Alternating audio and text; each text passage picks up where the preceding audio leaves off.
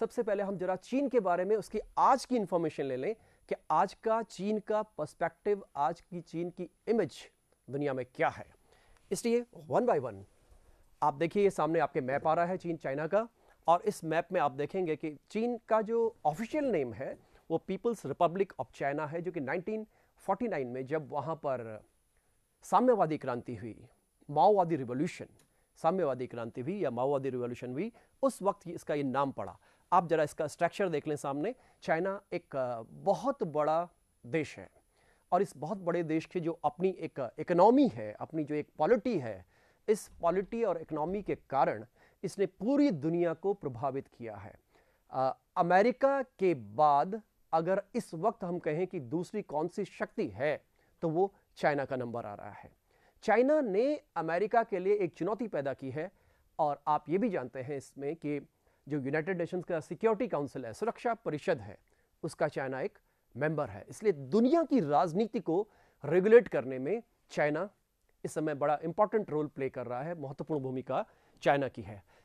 Modern इसका structure यह है कि बीजिंग, जिसको पहले पेकिंग बोला जाता था, यहाँ पे ऑलमोस्ट इस जगह पर बीजिंग है, और बीजिंग के साथ साथ उसके जो मेन जो सिटीज़ हैं, शंघाई, तो जो ईस्टर्न पार्ट ऑफ चाइना है, इस वाले पार्ट में देखिए ये सिविलाइजेशन आपको आज भी यहाँ पे बहुत ज़्यादा ओवर क्राउडेड मिलेगा। और जैसा कि हम इंडिया का पर्सपेक्टिव देखते हैं, भारत के संदर्भ में बात करते हैं, तो भारत के संदर्भ में जैसे आप और हम सब जानते रहे हैं कि गंगा यमुना के क्षेत्र में, सिंध नदी के क्षेत्र में ज्यादातर भारतीय इतिहास और संस्कृति का विकास हुआ। पूरा इतिहास हमारा गवाह है इस बात का। इसी तरह से इनके यहाँ पे हम जो देखते हैं, ये जो दो नदियां आपको दिखाई दे रही हैं, इनके आसपास के एरियाज में, इन सराउंडिंग्स में हमको सिविलाइजेशन का विकास दिखाई देता है, और आज भी यही पार्ट ज्यादा ओवर क्राउडेड है। मैं अभी आपको इस बारे में और आगे बात करता हूं। चाइना जो आज एक देश के रूप में है, एक कंट्री के रूप में है, आप इसका फ्लैग देख सकते हैं, ये इसका फ्लैग है। यहाँ पे जो प्रोविंसेस के हिसाब से, एडमिनिस्ट्रेशन के हिसाब से जो इसके सेटअप हैं, ये आपके सेटअप देख रहे हैं आप। इसमें कुछ तो इनके स्टेट्स हैं, कुछ ऑटोनोमस रीजन हैं। आप लोगों ने सुना होगा कि तिब्बत को लेकर के विवाद रहा है, तो ये तिब्बत को देखिए, ये भारत के बिल्कुल साथ लगा हुआ है। आप यहाँ पे इसके बाउंड्रीज देख रहे हैं, यहाँ पे किस तरह से भारत है, ये नेपाल है, ये भूटान है, ये फिर इंडिया और म्यांमार का एरिया है, और सराउंडिंग पूरी ये चाइना की है। ये चाइना का जो स्ट्रक्चर है, इसमें मैं आपको बता चुका हूं, इसमें स्टेट्स भी हैं जो डायरेक्टली कंट्रोल्ड हैं, कुछ ऑटोनोमस रीजन्स हैं। ऑटोनोमस रीजन मतलब स्वायत्तशासी प्रदेश, जैसे तिब्बत को भी वो स्वायत्तशासी मानते हैं, लेकिन उनका खुद का कंट्रोल है उसमें। 50s और 60s में तिब्बतियों को वहां से पलायन करना पड़ा। आप लोगों ने सबने सुना है दलाई लामा के बारे में। दलाई लामा अपनी पूरी टीम के साथ, पूरे लश्कर के साथ हिंदुस्तान में आ गए, और अब उन्होंने अपनी एक प्रतीकात्मक राजधानी धर्मशाला यानी हमारे हिमाचल प्रदेश में बनाया है। तो ये इस इशू को लेकर के भारत के साथ भी उनका विवाद रहा। भारत के साथ जमीन संबंधी विवाद है, और सच तो यह है कि इनकी बाउंड्रीज जहां जहां पर हैं वहां इनका विवाद है। आज जब हम सिक्योरिटी स्टडीज की बात करते हैं, आज जब हम सामरिक अध्ययनों की बात करते हैं, तो हमारे लिए चाइना की भूमिका भी कम महत्वपूर्ण नहीं है, क्योंकि जियोपॉलिटिकली, भू राजनीतिक रूप से चाइना की बाउंड्रीज हमसे मिलती जुलती हैं, सब मिल रही हैं बाउंड्रीज। और चीन के साथ हमारी जमीन संबंधी सबसे ज्यादा विवाद है, पाकिस्तान से भी ज्यादा विवाद है। और इसलिए मैंने अभी आपसे बात की कि पाकिस्तान और चीन दोनों ही हमारे पड़ोसी मुल्क हैं, लेकिन हम चीन के बारे में कम जानते हैं, पाकिस्तान के बारे में ज्यादा जानते हैं, क्योंकि पाकिस्तान और हम कल्चरली ऑलमोस्ट सेम हैं। केवल धार्मिक अंतर आप निकाल दें, सांस्कृतिक अंतर हमारा मिलता जुलता है। हमारे बीच के विवाद हैं, वो विवाद के किसी अन्य टॉपिक में उन पर बात करेंगे। इस तरह से यहां पर चाइना का करंट इशू आता है। अब आप देखिए, जब हम इस मानवीय सभ्यता की विकास की बात करते हैं, तो मानवीय सभ्यता के विकास के साथ आप देखेंगे कि यहां पर ये उस जमाने की दुनिया को देखिए। सबसे पहले कहा जाता है जो सिविलाइजेशन का विकास हुआ, मानवीय सभ्यता का विकास हुआ, वो नदी के किनारे हुआ। नदी के किनारे मानव के लिए बसने के लिए जगह थी। सबसे इंपॉर्टेंट चीज पानी था। पानी होगा तो आसपास में हर्ब्स मिलेंगे, घास मिलेगा। जानवर पानी पीने आएंगे तो आपको मांस मिलेगा। तो यानी वेज और नॉन वेज दोनों का प्रबंध इन नदियों के किनारे मौजूद है आज की डेट में भी। इसलिए आप देखिए, ये आपको एक मैप दिखाई दे रहा है, ये स्केच है, इसमें अमेरिका वाला पार्ट नहीं है। ये देखिए इजिप्शियन सिविलाइजेशन है, ये इजिप्ट की सभ्यता है। इस इजिप्ट की सभ्यता में हम देख रहे हैं ये नील नदी है, इस नदी के दोनों तरफ हम इस सिविलाइजेशन का विकास पाते हैं। यहां हम ये इराक वाला रीजन देखते हैं, ये जिसको हम दजला फरात नदी कहते हैं, इन नदियों के बीच में आप देख लीजिए एक सिविलाइजेशन का विकास होता है, जिसको आप लोगों ने खूब सुना है, मेसोपोटामिया की सभ्यता, असीरिया की सभ्यता, ठीक है, सुमेरिया की सभ्यता, ये सारे यही है नाम। उसके बाद एक बहुत इंपॉर्टेंट जो आपसे हमसे संबंधित है, जिसको हम इंडस वैली सिविलाइजेशन या सिंधु घाटी की सभ्यता कहते हैं, ये देख रहे हैं आप, सिंधु नदी है। सिंधु और उसके सहायक नदियों के किनारे जब सभ्यता का विकास हुआ, उसको हमने क्या कह दिया, सिंधु घाटी की सभ्यता। रिवर सिस्टम, नदी तंत्र पर इन सभ्यताओं का विकास हुआ है पूरी दुनिया में। इसी तरह से ये जो 3 नाम मैंने बताए हैं, इसी तरह से चाइना में अगर आप देखेंगे तो चाइना में ये 2 नदियां आपको दिखाई दे रही हैं। एक को हम येलो रिवर कह रहे हैं, हुआंगहो, चाइनीज प्रोनाउंसिएशन है, चीनी उच्चारण है, तो चीनी उच्चारण में थोड़ा सा डिफरेंस होता है, इसलिए ये हुआंगहो है, जिसको वो लोग पीली नदी या येलो रिवर भी कहते हैं। यहां पर यह बात भी समझिए कि जब हम चीन को पढ़ने जाते हैं, चीन को समझने जाते हैं, तो चीन को समझने के हमारे पास 3 दृष्टिकोण सामने आते हैं, 3 तरीके से हम चीन को समझते हैं, और ये लगभग सभी देशों में ऐसा होता है। एक तो किसी देश की जानकारी हमको वहां की जो अनुश्रुतियां हैं, दंत कथाएं हैं, उनसे मिलती हैं। भारत में भी है, अरब में भी है, चाइना में भी है। एक वो है जो वहां का इतिहास कहता है, जिसके हम अभी जिक्र करेंगे, वहां का हिस्टोरियन क्या कह रहा है। सुमा चियन नाम का वहां का एक फेमस हिस्टोरियन था, उसने चीन के बारे में जो हमको बताया वो ऑथेंटिक है। तीसरे नंबर पर आता है, पिछले 100 सालों में इस पूरी दुनिया में आर्कियोलॉजी का विकास हुआ।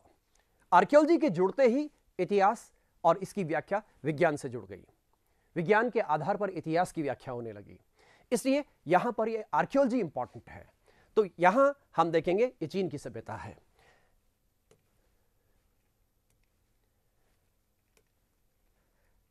ये इसके कलर्ड मैप में आपको मैं दिखा रहा हूं एक बार वही, ये आप इजिप्ट की सभ्यता, ये दजला फरात, देखिए छोटे छोटे शहर हैं, बहुत छोटे छोटे शहर। आप लोगों ने सबने सुना है गीजा के पिरामिड हैं, आप लोगों ने सुना है किश, उम्मा, लगेश, ये सारे छोटे छोटे शहर हुआ करते थे। सिंधु सभ्यता में आप लोग सब जानते हैं हड़प्पा, मोहनजोदड़ो। इसी तरह से ये चीनी सभ्यता है। ये चीनी सभ्यता क्योंकि इस पीली नदी के आसपास हुई, तो शुरुआत में इसको येलो वैली सिविलाइजेशन भी कह दिया गया, और यहां के सम्राट के लिए येलो एम्परर कहा गया, जिसके चर्चा मैं भी करता हूं। आप ज्योग्राफी अगर आप वहां की देखें चाइना की, तो ये ज्योग्राफी आपको इस रूप में दिखाई दे रही है। देखिए ये जो हमारा ये तिब्बत वाला पार्ट आपको दिखाई दे रहा है, जो इंडिया से जुड़ा हुआ पार्ट है, ये आपको डिफरेंट कलर से दिखाई दे रहा है। ये वाला पार्ट आप जानते हैं ये गोबी डेजर्ट है, डेजर्ट वाला पार्ट है, यानी कि ये एक तरह का मरुस्थल है। मरुस्थल है तो ये मैक्सिमम तो मंगोलिया में, आज के मंगोलिया में, लेकिन ये जो इधर का पार्ट है, ये इधर का पार्ट, इसको हम इनर मंगोलिया कहते हैं, ये चीन का पार्ट है। इसी तरह से ये जो आप ग्रीनिश एरिया देख रहे हैं, मैंने अभी आपको नदियों का स्ट्रक्चर बताया था, इन नदियों के बीच का एरिया, नदियों के बीच का एरिया हमेशा उत्पादक होगा। आप सब ने एक बड़ी फेमस लाइन सुनी है, शेरशाह ने कहा था, 2 मुट्ठी बाजरा के लिए मैंने हिंदुस्तान की सल्तनत को खो दिया था। इसका मतलब जमीन, लैंड की फर्टिलिटी, ये इतिहास में सबसे महत्वपूर्ण रोल प्ले करती है।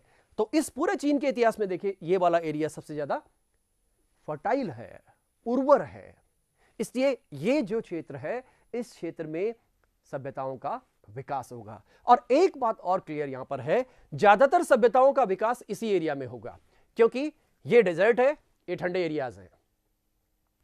इसलिए जितना भी आजकल एग्रीकल्चर प्रोडक्शन है चाइना का, उसमें मैक्सिमम परसेंटेज इस एरिया का है। आप और हम जानते हैं चाइनीज नूडल्स, चाइनीज फूड, आप सब ने इसके बारे में सुना है। ये चाइनीज नूडल्स, ये सब इस इलाके की देन है। इतना चावल पैदा होता है, लेकिन उसकी खपत भी उन्हीं के यहां सबसे ज्यादा है।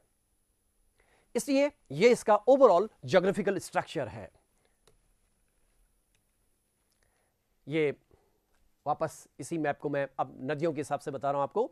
ये 2 नदियां हैं, जिसको मैं हुआंगो कह रहा हूं, यानी कि येलो रिवर, और जिसको मैं यांगतीसी कह रहा हूं, ये चाइनीज प्रोनाउंसिएशन है। इन नदियों के बीच का एरिया आज के हिसाब से ये बीजिंग ये है, तेंजिंग है, शंघाई है, ताइपे है, ताइवान की कैपिटल है, ये हांगकांग है, जहां पे आजकल बड़ा एजिटेशन चल रहा है, आप सबने इस बारे में सुना होगा। ये हांगकांग है, ये मैकाओ है। मैकाओ एक छोटा सा देश बना है पिछले 2 दशकों में। हेनान है, और यहाँ से ये Vietnam, Laos, Myanmar, India, Bhutan, Nepal, India, Pakistan, Tajikistan, Kyrgyzstan, Kazakhstan, इनसे सराउंडेड है। चीन की पॉलिसी आज की दुनिया में भी ये है कि इन सारे देशों को घेरा जाए, खास करके इंडिया को, क्योंकि इंडिया उसका निकटतम प्रतिद्वंदी भी है। लेकिन इन दोनों देशों में एक समानता है, वो है इकोनॉमी को लेकर। भारत का जो आर्थिक बाजार है वो बहुत बड़ा है, ये चीन को आकर्षित करता है। लेकिन इसके साथ साथ चीन ने इन सारे देशों में आज की डेट में, जब वहां पे साम्यवादी सरकार स्थापित हुई 1949 में, उसके बाद उन्होंने प्रसारवाद का सिद्धांत अपनाया। अब ये था सारा आज का पिक्चर। अब हम इसके पिछले पिक्चर में चलते हैं। अभी लास्ट आपको याद होगा, ये वाला एरिया मैंने बताया है कि यहां पर क्या था, बेसिकली ठंडा एरिया है। ठंडा एरिया है। इस ठंडे एरिया में 3 जगहों से मानव के सिर मिले हैं, स्कल्स, खोपड़ी। इस खोपड़ी में हमको पता लगता है कि यह कब का मानव होगा, हजारों साल पहले का, जिसको टेक्निकली में लाइफ साइंस के हिसाब से अगर मैं बात करूं तो this is homo erectus. Homo erectus का मतलब होता है ऐसा मानव जो सबसे पहले सीधा खड़ा हो सकता हो। नॉर्मली जीव 4 पीडल होते हैं, चतुष्पादीय होते हैं, 4 पैरों पे चलते हैं। लेकिन एक मानव एक ऐसा आया, आप लोगों ने देखा होगा, बंदर, चिंपैंजी, गोरिल्ला, ये अपने 2 पांवों पे खड़े हो जाते हैं। इस तरह से आप और हम, मानव भी 2 पैरों पर खड़ा है। तो जैसे ही उसने खड़ा होना शुरू किया, इवोल्यूशन ऑफ मैन के दौरान जैसे ही वो खड़ा होना शुरू हुआ, वैसे ही उसका हमने नाम कर दिया इरेक्टस, होमो इरेक्टस। होमो मतलब मानव, इरेक्टस मतलब सीधे खड़े होने वाला। इस तरह की चीज हमको यहां दिखाई देती है, और ये उसकी खोपड़ी है। ये ठंडे प्रदेश का मानव था। ऐसी खूब खोपड़ियां हमको दुनिया के अलग अलग भागों में प्राप्त हुई हैं। पिछले लेक्चर में मैंने आप लोगों को ये बात की थी कि पूरी दुनिया में सबसे पहली जो मानव की मां है, हमारा जो सबसे पुराना पूर्वज है, वो अफ्रीका से प्राप्त हुआ है। इसीलिए कहा जाता है कि मानव की उत्पत्ति अफ्रीका से हुई। उसका नाम था ऑस्ट्रेलोपिथेकस अफ्रीकैनस। ऐसा मानव जिसमें कुछ लक्षण कपी के थे और कुछ लक्षण आदमी के आ गए थे। ये इवोल्यूशन ऑफ मैन की कहानी है। ये पूरा साइंस का भाग है, लाइफ साइंस का भाग है, एंथ्रोपोलॉजी का भाग है। अब आप देख रहे हैं, अब शुरू से देखिएगा, मैंने आपको यह बताया था कि जो 2 नदियां हैं, वांगो नदी, जिसको चीन का शोक भी कहते हैं, ये शिफ्टिंग करती है और इसके कारण से बाढ़ होती है, इसलिए इसको चीन का शोक भी कहते हैं। इन दोनों नदियों के बीच में सभ्यताओं का विकास हो रहा है। तो ये जो नवपाषाणिक क्षेत्र है, नियोलिथिक एरा, यानी वो टाइम जब मानव पत्थरों का प्रयोग करता था। नियोलिथिक मतलब नवपाषाण। ये जब पत्थरों का प्रयोग करता था, ये उस काल की बात कर रहे हैं। और अभी मैंने आपको जो पिक्चर दिखाया, जो खोपड़ी दिखाई, वो खोपड़ी इस काल से और इससे पहले से संबंधित है। एरिया सारा वही है, देखिएगा आप। ये चीन का, अब मैंने अभी शुरू में बताया था आपको कि हमें चीन के इतिहास को देखने के 2-3 नजरिए सामने आते हैं। एक तो चीन की अनुश्रुतियां और प्राचीन इतिहास क्या कह रहा है, प्राचीन किंवदंतियां क्या कह रही हैं, प्राचीन अनुश्रुतियां क्या कह रही हैं।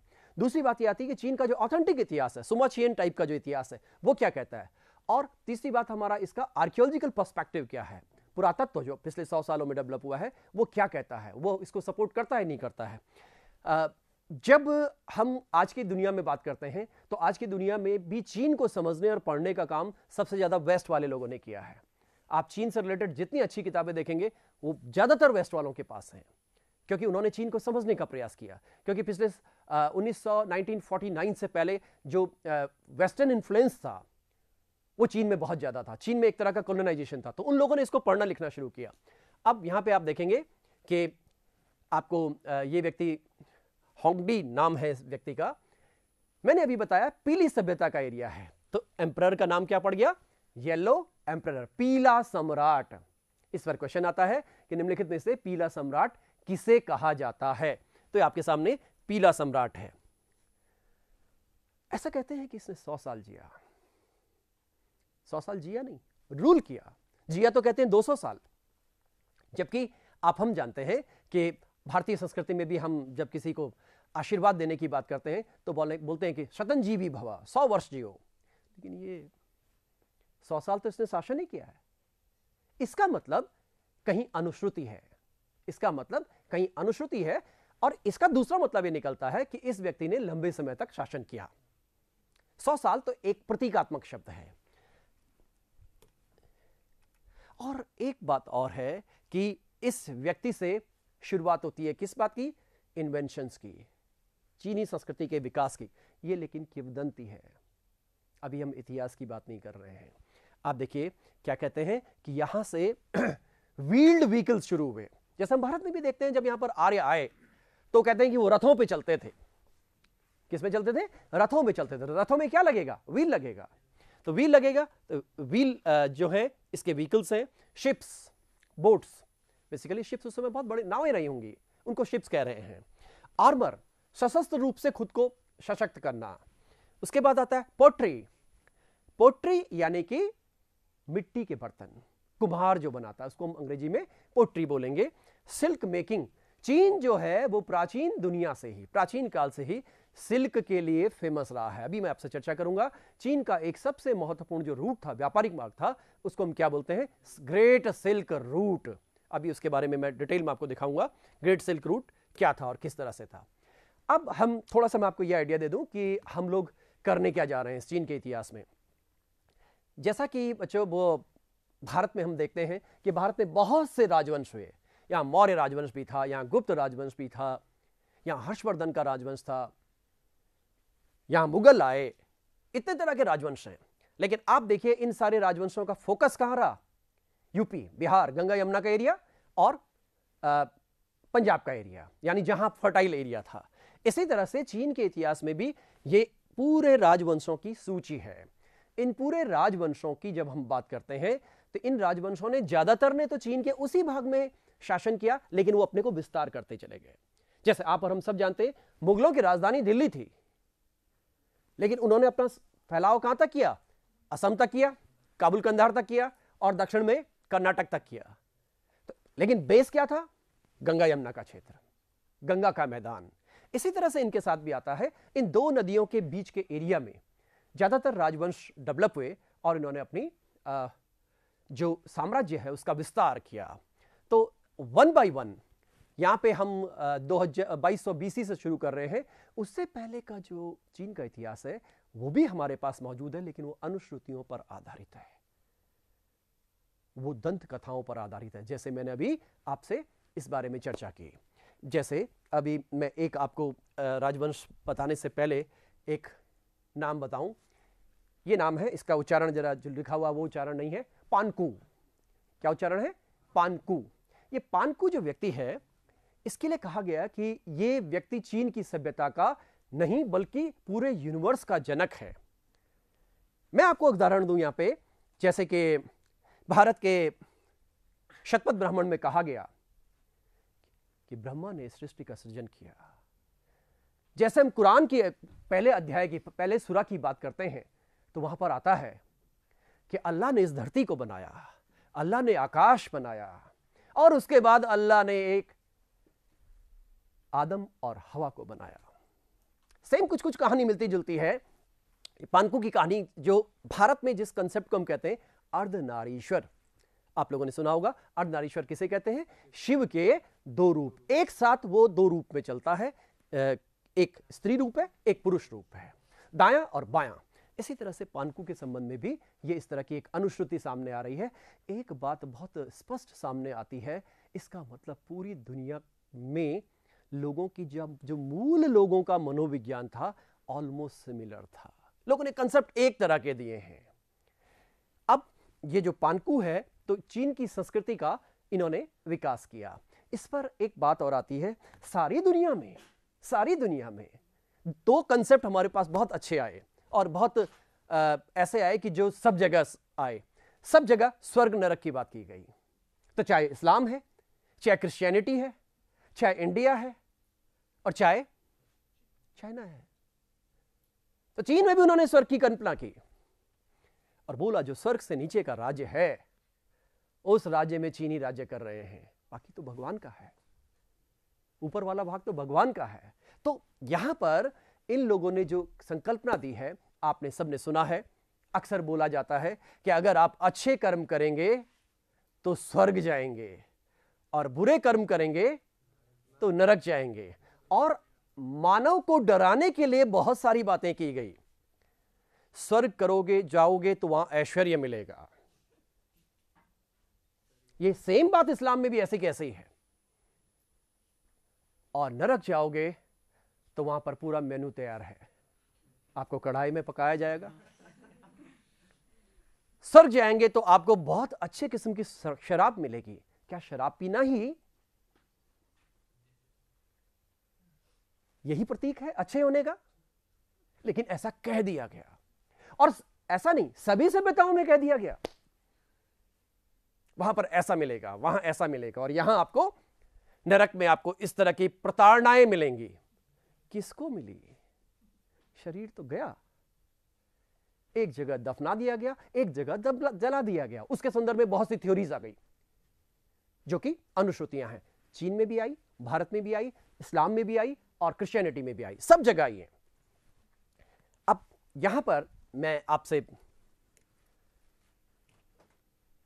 बात कर रहा था कि हम अब इस बारे में देखेंगे कि किन राजवंशों के समय में क्या क्या मुख्य बातें हुई हैं।